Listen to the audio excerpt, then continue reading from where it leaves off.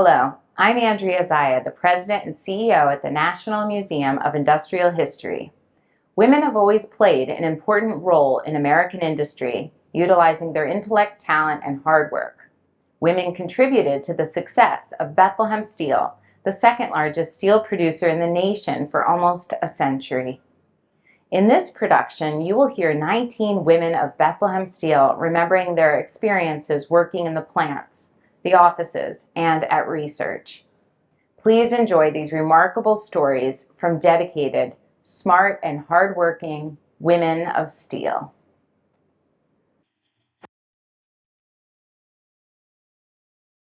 My great-grandfather, my grandfather, my father, all his brothers, they all worked at the steel foundry first. When they wanted to start industrial engineering, they came out and got my dad, and IE was formed, industrial engineering. Okay.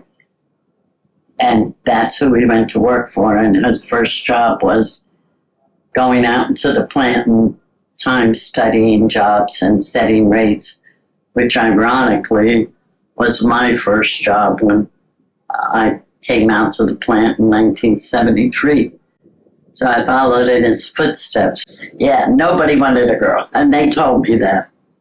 You know, it was fine while the guys went to World War II, but women didn't belong out there doing anything, and they were very hostile, a lot of them. Since in number 2, there were like 6 different guys that went to my church who called me every name in the book because they didn't like what I gave them for a rate. And it's just so much you could do. You study the drawing, figure out what it should be, and then you have to figure in tooling, brakes, and feeds and speeds and of the tool going in and whatever. But I got cursed out every day for about 4 years of doing that. My sister was one of the first 50 they brought in. Mm-hmm. And that's another thing that I did when they brought the women in. They took them down to the Hajoka building. Mm-hmm. And I went down to tell them, like, don't expect to find a bathroom near where you're working, which was a really big thing. And you're going to have to use men's rooms. Just hope somebody will watch the door. But I know from my own experience, I told them it doesn't work. I would go in and ask maybe a person in the office, would you just say to somebody coming in that there's a girl in there right now? They didn't. They came in and hung over, and I used to think, what kind of idiots are you watching me pee? It just was so ludicrous to me. And I just used to say, I can't wait to see you and your wife somewhere so I could tell her that your main thing down at work is to watch me pee every day. But I never did. When I saw guys out of work with their wife, she didn't need to know. She didn't need to know what jerks they were. I will take you back to being 4 or 5 years old. And I had relatives that lived in the Heights, which is where the BOF used to be. And I played as a little child in the streets back there. And my aunt would say, don't get dirty with the steel dirt. The steel dirt. It was a great memory. My next memory was as a child in Catholic elementary school, right up the street, 5th Street. I would come out to recess, and I would see, and I remember watching this woman who belonged to our church. She worked at the steel. She was dressed to the nines, and every lunchtime, she'd go walking back to the steel. And I'm like, oh, wow. When I grow up, I want to go there.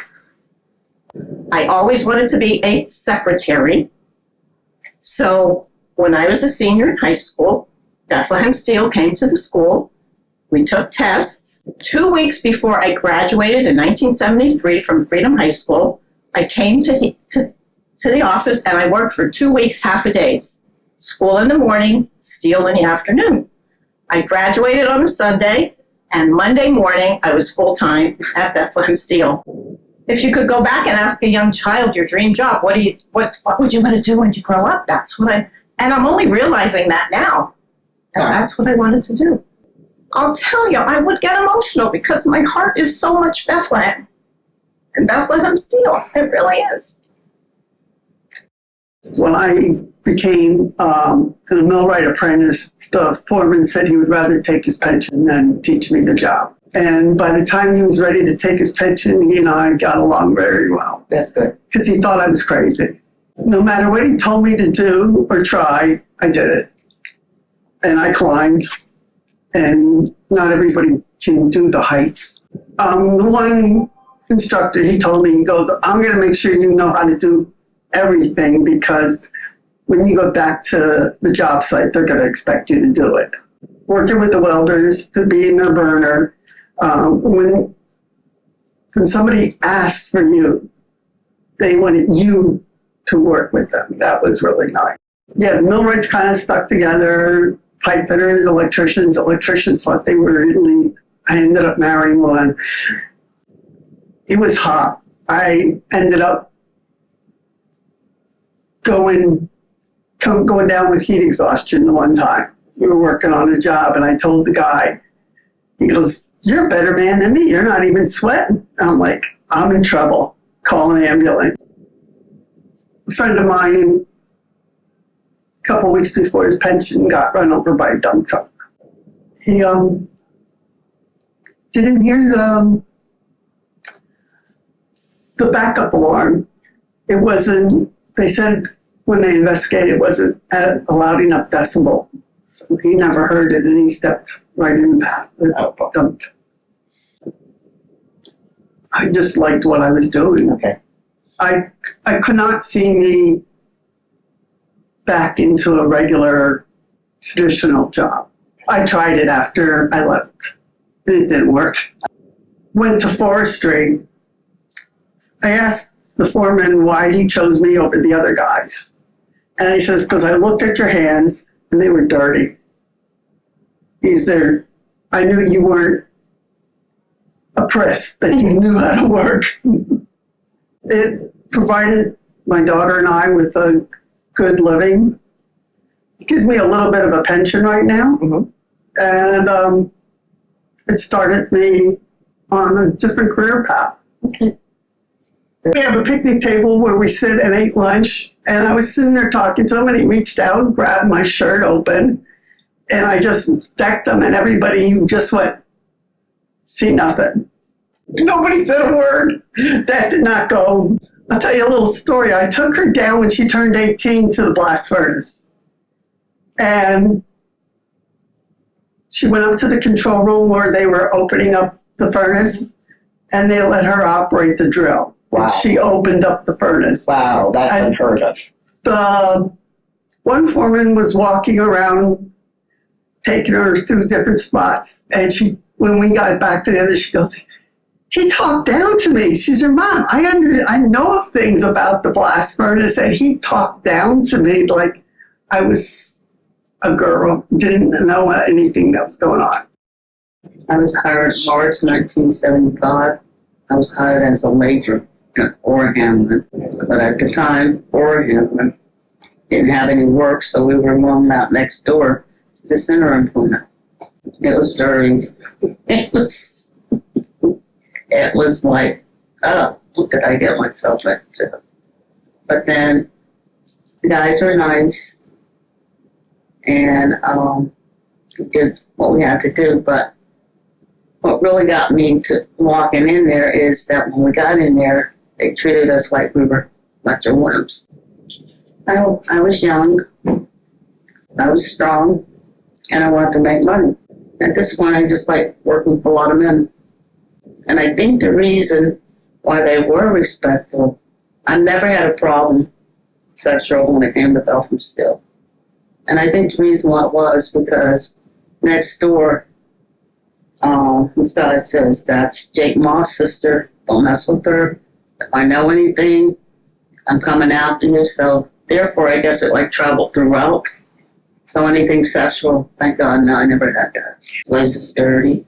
I don't know what I got my mind into. Dirt everywhere.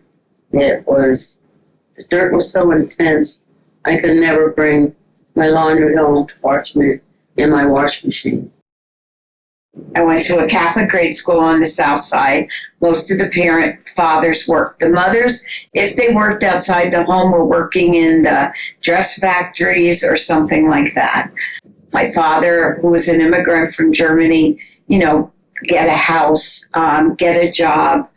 I think the image, it was a positive image because you thought when you started to work there, you would work there your whole working life. I was employed while I was still a senior at Bethlehem Catholic. They came through and gave aptitude tests. Then I moved to the typewriter.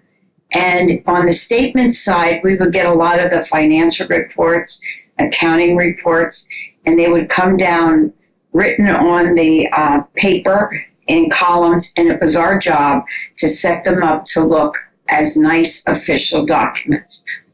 And I liked it because you were taking very difficult information to read and making it look good and presentable. I had the opportunities to be promoted because I was going to school at night. Even when I started when I was in central transcribing, and I went to community college.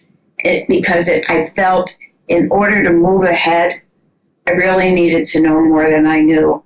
And to be a college degree seemed more important to me as I got older than it did when I was a senior in high school. I think the favorite things I did were, it's going to sound funny, but I liked the employee meetings. They were difficult because we were the people who would go in the court auditorium or the SGO auditorium and talk about benefit changes, which were never perceived well or never accepted well. My goal was to make them, understand the reason for the change, which you were never going to do, but at least help them understand what the benefits were.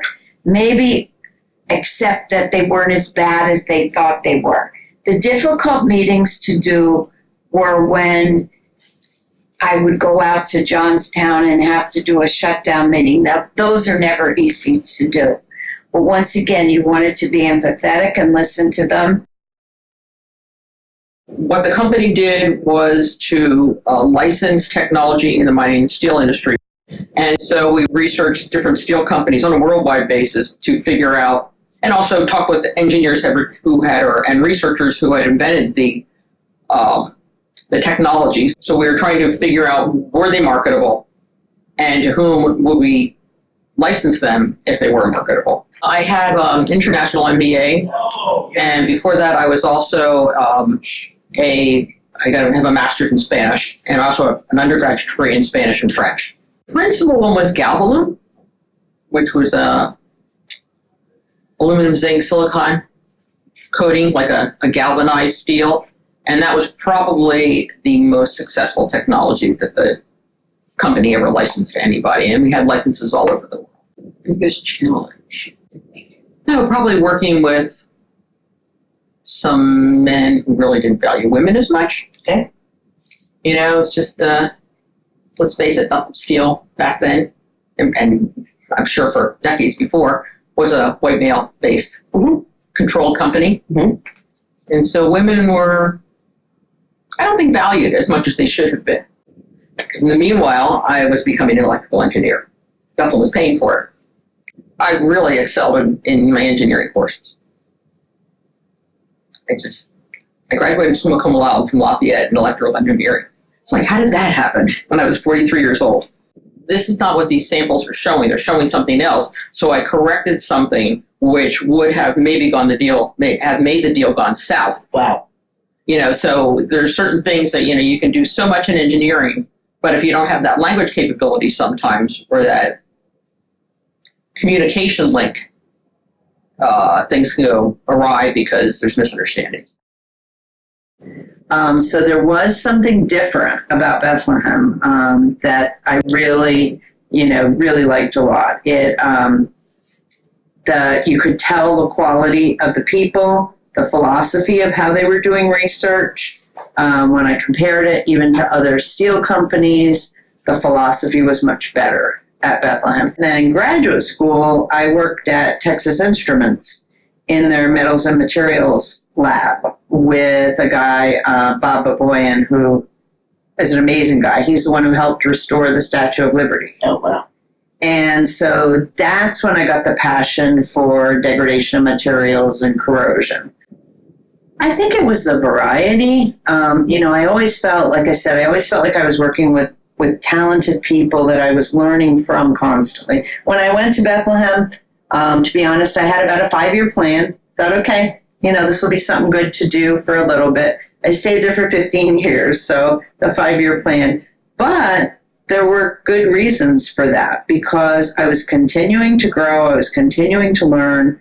I was exposed to, wide variety of situations and challenges. I went through a 2-year leadership development program with that was joint with Wharton School of Business, which was just fantastic.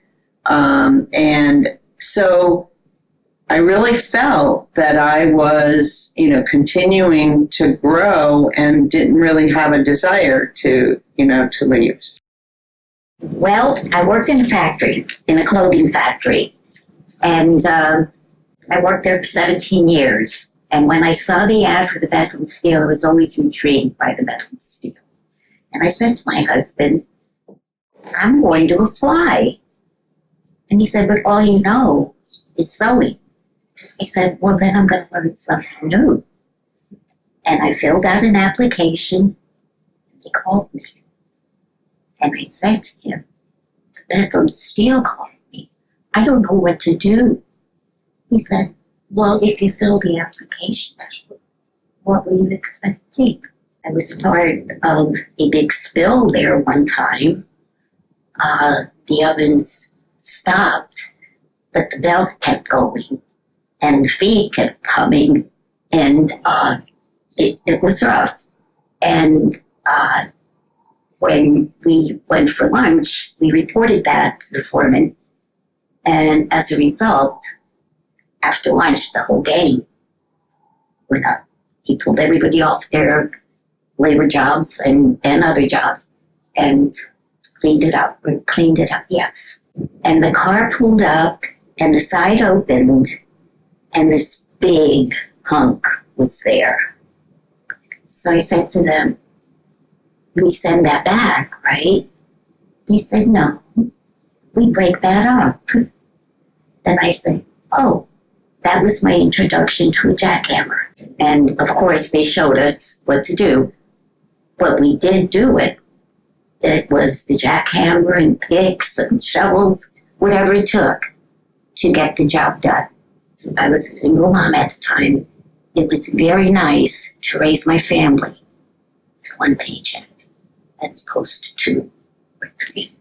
I was offered to try out for a labor leader, which was below the foreman in the department. When I was a laborer, we wore yellow hats. A labor leader and the foreman wore green hats. Yes. And I tried it. I was very, very much accepted by my fellow laborers and also people that I had made friends with on the jobs. So I transitioned into that role pretty easily. I had the opportunity to go through a contract agency to work at research. And I thought, well, that'd be a great opportunity to learn as much as I can. And that's how I started, through a contract agency. And I loved it. It was, it was in the analytical chemistry group and doing analysis of steels and all kinds of materials from the processing of steel.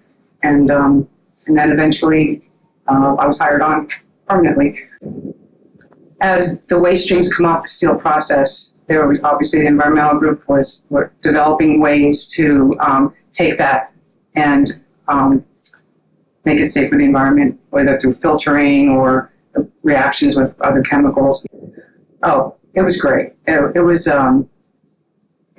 like working with a family. Everyone knew each other. Everyone helped each other out. It was very comfortable and respectful. And it was like, it was like a family to us, Still miss that family today, but we were world class. Definitely. We had the best of everything. The equipment we used just in the animal chemistry group alone, it was top of the line. It was the newest. And yeah, we were always really happy, and we were very proud of that, that we had that technology that was the newest. There was, when we would get visitors, they would come in and see our laboratory, and they'd go back and say, oh, they have this, so other people that came in, they recognized that we had a really good facility, best equipment. I was moved to mining department at Martin Tower in the shipping area, moving goods and material down to the Bethlehem mines down in Chile and Venezuela. And they brought me over because I'm bilingual, and we had to type manifest in Spanish. Well, I knew it was a big company. I lived on the south side of Bethlehem. We were very familiar with the noises and the plants. My husband, Nelson, he worked at the Coke Works. So it was familiar to me. I didn't want to work at the Bethlehem Steel. I didn't like the fact that it was so humongous. But when the opportunity came up after I had my first child, I jumped on it. It was close to home. The pay was much better. And so that began my career. It was a piece of cake for me. I mean, it wasn't like the people that had to go to the plants and deal with the workers at the plant. For me, it was when I started in HR, they put me in the nursing office processing the men. I mean, I felt like family. They just treated me like, I was their long lost daughter, and they were teaching me all kinds of things. You worked at Bethlehem Steel. Ooh, you worked at Bethlehem Steel, yeah. And so it made you proud that you were part of Bethlehem Steel. Oh, yeah. When we went to San Francisco and we saw the Golden Gate Bridge, we knew that was built with Bethlehem Steel. We went on a trip to Alaska, and we found in Alaska a beam that said Bethlehem Steel, and we took a picture of it. And the group we were with, it was like, whoa, we used to work there. So it was something to be proud of. Well, my father worked for Bethlehem Steel. He was a supervisor in the plant, and all of my uncles worked for Bethlehem Steel. So it was kind of like a thing that you did. If you worked in Bethlehem, you thought of working at the Bethlehem Steel. And when I came in for my testing at the Bethlehem Steel, I just had no idea. And then I received a phone call a couple months later about being an escort. And Mrs. Allen was our boss. And she would say, always talk with a smile in your voice. And that is something that has stuck with me my whole life. But, those are lifelong skills that I've learned. And I think it really has been advantageous for me to know those skills. Being pleasant, being, happy in your job, showing that you are happy in your job was very important. Being conscientious of your appearance was important. Greeting everybody. When I was at Martin Tower, I got to know everybody by their name. And when they would come in the front door, I would acknowledge them by their name, which I thought was very important because everybody likes to be recognized. Okay.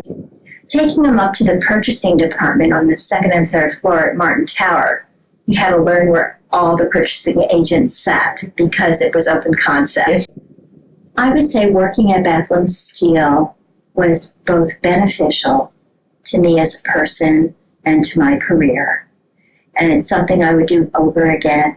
And I just really thought when I started working at Bethlehem Steel, I would be there 30 years. I never thought they would have a demise, and I was very sad when that happened. I took the test at Bethlehem Steel, and my goal was, when I graduated high school, was to go to college. I wanted to go to college. So I figured I'm going to go to work at the Steel for the summer, and then I'll make money and I'll go to college. I did get the taste of money. They were paying me very well. I was living at home. Life was good. You know, one of the things that I am eternally grateful to the Bethlehem Steel is they paid for all of my education. I got to this new company. I realized how much I knew. I can always remember one of the young ladies in the office coming to me and saying, again, human resources, but in the benefits area. She goes, "Where did you learn all this stuff about disability?" And I said, "I was just surrounded by a lot of good people, and I just was like a sponge." So I lost a significant amount of my pension, and I felt it was due me, it was owed to me, and it was substantial. So was I angry and bitter? Absolutely. Absolutely. I have since gotten over it. And I thought, you know what? I moved on. And what I learned with them, I used somewhere else, and I ended up at B. Braun as my last title was a vice president of corporate benefits. So, you know, I didn't do too bad. I grew up in Coatesville, and that was Lucan Steel. And my whole life, I would hear the noises of the steel, and I would like to know what was going on inside. Being a girl, pretty much they said you weren't going to have an opportunity. But after I finished school, I went over and I filled out an application at Lucan Steel. And they told me I could not fill out an application for working in the plant because I was a girl. There was like 7 or 8 of us scheduled to come out, and we knew we were going to be in the gas lines. They would open up these large valves and take off the top, and gas checker would come in and make sure that you're not going to die in the next few minutes, you know. And you'd have to go in there, and it was not a very good job. But they had like 7 or 8 of us scheduled that day. I was the only one that showed up.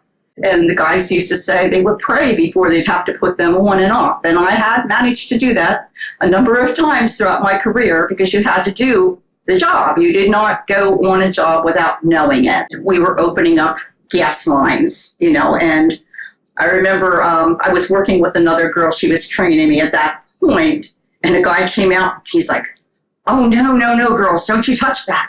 That's very dangerous," you know. And they didn't realize that was our job of what we were doing, but they understood that it was a very dangerous thing to be opening up gas lines and stuff. And I wouldn't say that they didn't accept us. They were more like saying, well, we don't want you to get hurt, so don't do that. My grandfather and my father worked for Bethlehem Steel, and my dad always said, "Go down the Steel." When I was a senior in high school, he said, "I'll let you skip a day of school. Go down the Steel, put your application in. If you get hired, you'll have a job for life." And I loved being a secretary, don't get me wrong, but I wanted to kind of advance myself financially. Mm-hmm. So at that point, they were starting a new group over in the data center across the street from Martin Tower in what we called the 8th Avenue building. And they were starting an office automation group. And I think by virtue of just knowing the right people, and I was personable and friendly, and I've really, you know, tried to be cooperative and learn. I love to learn all the time, still do. I didn't have a college education. I, you know, had a high school education, took all of these secretarial courses, but I was IBM educated because that's one thing Bethlehem Steel always made sure is when you were going to be supporting a new technology, you got educated. Well, and in 1992, all of IT was summoned over to Martin Tower, and Mr. Barnett, who was CEO at the time, announced that we were going to be outsourced. So I really technically was only a Bethlehem Steel employee till December of 1992. However, I serviced all of the subsequent steel companies, and that was International Steel Group, ArcelorMittal, and then finally Cleveland Cliffs when I retired. Continued to refer to our mainframes as the Beth Legacy Systems. Okay.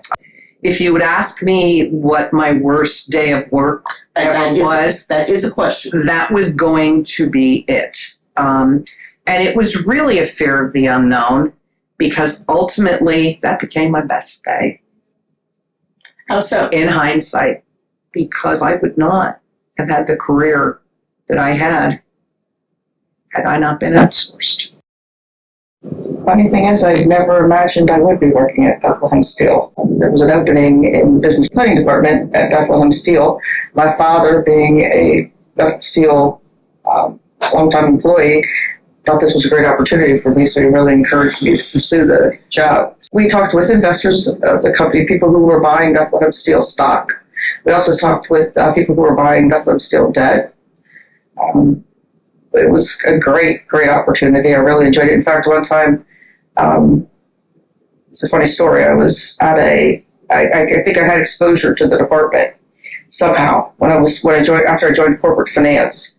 I was doing leasing, a big leasing program, and I had, I guess, become familiar with investor relations and the person who was in charge of it. And I was at a function for Bethlehem Steel. I said, "You see that guy? I want his job."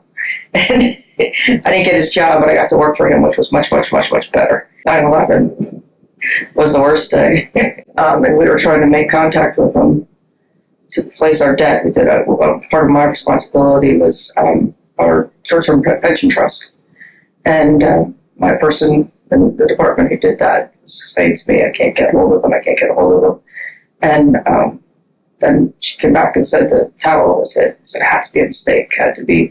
And then we saw the second one, and it was just devastating to know why most of the people that we contacted in that department, in that company, were lost because they were above what we did. And Bank of New York at that time was did all our payroll. They were right across the street, so we lost payroll for 2 weeks, I think it was. And getting reports daily from our contact at Bank of New York about what was going on. Not so much because I really couldn't do anything, but just the devastation. It was bad. When I got the exposure, when I was asked to be in that leadership program, we had the opportunity to visit the plants a lot. And never, ever, ever did I approach one of those and not be struck with awe. It was just always so amazing to me to go and look at these manufacturing facilities. And this is what we're part of. I'm this back office operation, but this is what we're supporting. And that was always just amazing to me. And then the ability to to see the investors' faces when we took them on plant tours and the awe in their expression when they just saw everything that goes on there and what we do. I started Bethlehem Steel in the typing pool. I had guidance counselors who suggested if I learned to type, I'd always have a job.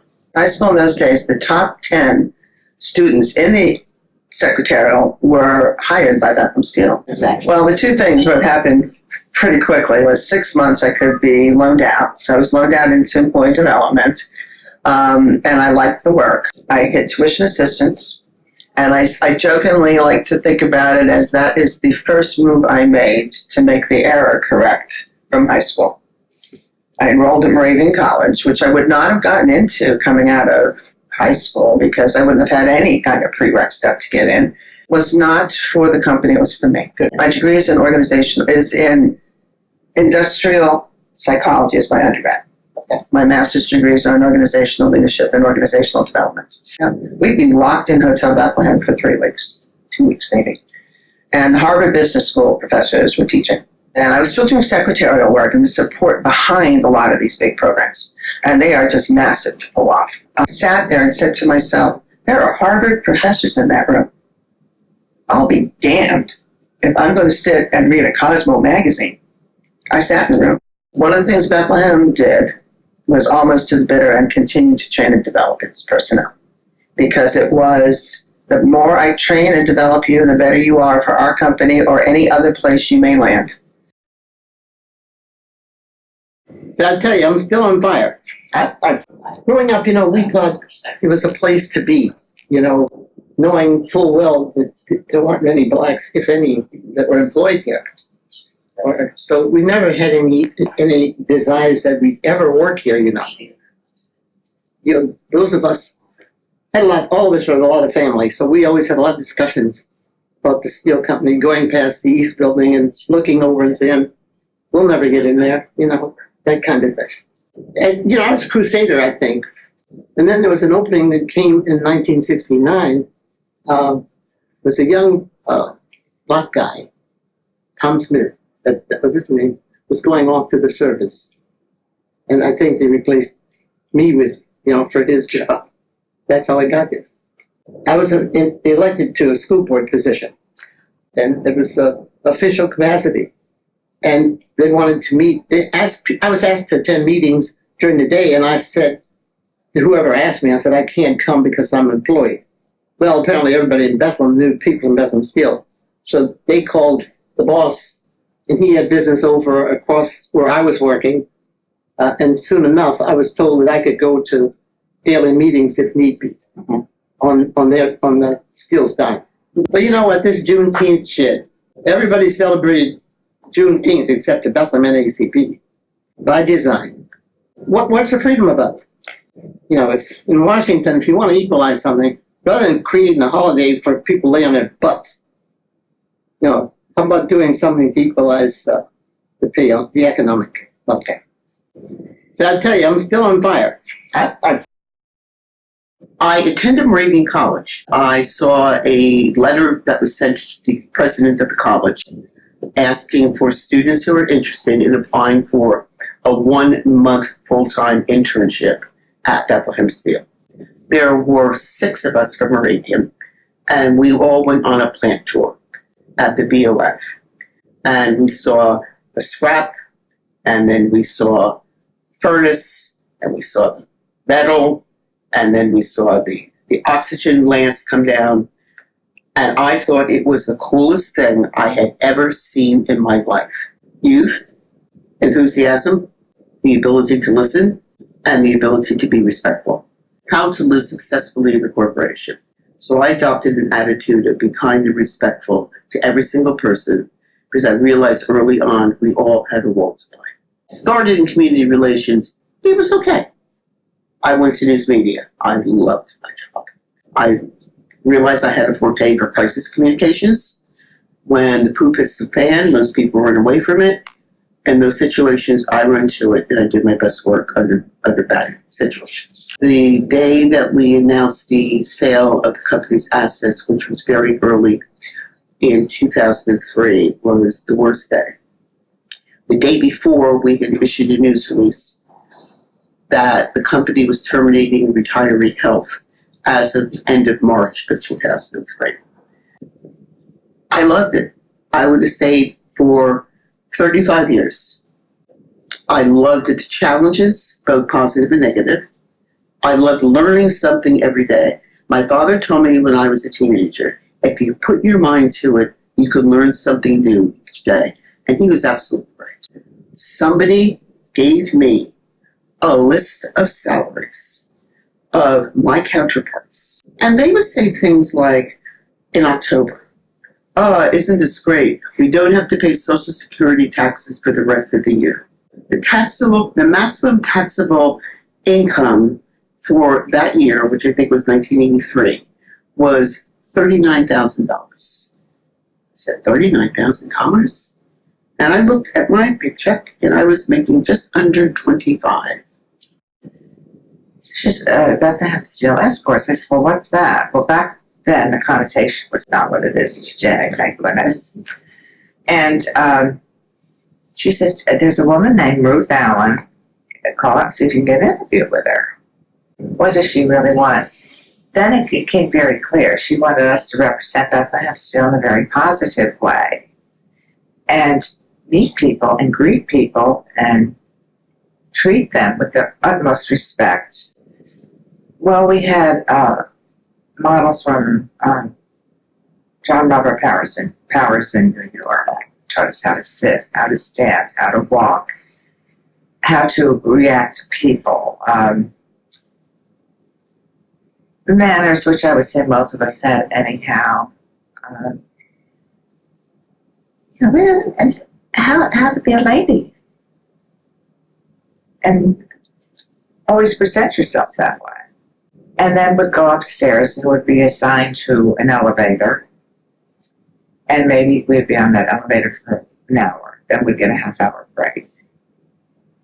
And then we would sit on, there was a long bench right off the lobby that we would sit and wait for front desk to buzz for someone to come out, because there was back then it was a gentleman calling on various executives for Bethlehem Steel.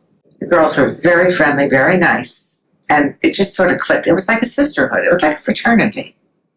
We just sort of clicked. It was wonderful. And pride. Absolute pride. Excuse me. I'm going to get teary. If I had it to do all over again, I would do exactly the same thing. Exactly. Just the way it happened.